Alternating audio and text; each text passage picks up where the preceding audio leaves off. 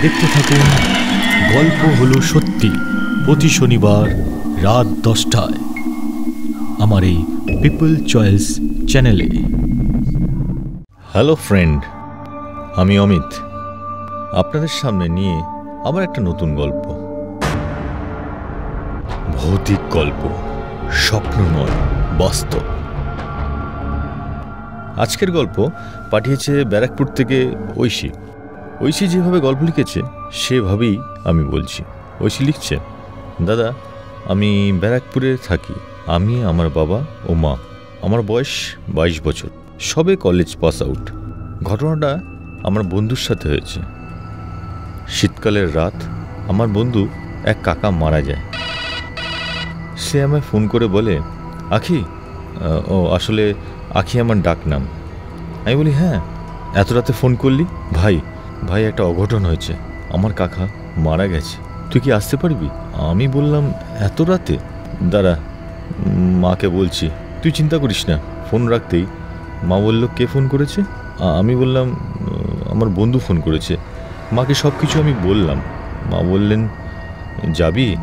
ঠিক আছে, তুই এক কাজ কর, বাবাকে নিয়ে তুই যা, এত রাতে একা যাবি না।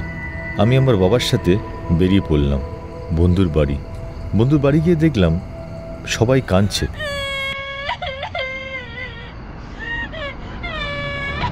আসলে আমার বন্ধুর কাকার বয়স অনেক কম, হঠাৎ মারা যাওয়ায় এই অবস্থা। যাই হোক, আমার বন্ধুকে সান্ত্বনা দিয়ে আমি বাবার সাথে বাড়ির দিকে রওনা দিলাম। শীতকালের রাত, রাস্তা একদম ফাঁকা। আমি আর বাবা সাইকেল করে বাড়ি ফিরছি। কিছুটা যেতেই বাবা যেন থমকে দাঁড়িয়ে পড়লেন। আমি বললাম, কি হলো বাবা? বললেন, কে যেন সামনে দাঁড়িয়ে আছে, খুব ভালো করে দেখা যাচ্ছে না, তারা একটু এগিয়ে গিয়ে দেখি। আমি বললাম, বাবা না, তোমাকে যেতে হবে না। বাবা বললো, দাঁড়া না, দেখি কে আছে। এগিয়ে গিয়ে যা দেখলাম সেটা বলার আমার ভাষা নেই। গিয়ে দেখি বন্ধুর যে কাকাকে আমরা দেখে এলাম তিনি আমাদের সামনে দাঁড়িয়ে আছে। এটা কি করে সম্ভব? নিজের চোখেও বিশ্বাস করতে পারছি না। চোখের পলক পড়তেই আর নেই। এই দেখে বাবাকে বললাম, চলো চলো আমরা এখান থেকে বাড়ি যাই। বাবা কিছুক্ষণ দাঁড়িয়ে থাকলেন, তারপর বললো, চল চল মা, বাড়ি চল। দাদা যাই না, এটা কি দেখলাম, তোমাকে যা হয়েছে তাই আমি বললাম।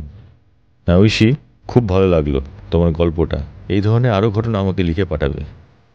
আজ এখানেই শেষ করলাম। আবার এরকম ঘটনা নিয়ে আমি অমিত আপনাদের সামনে আবার আসবো। Good bye.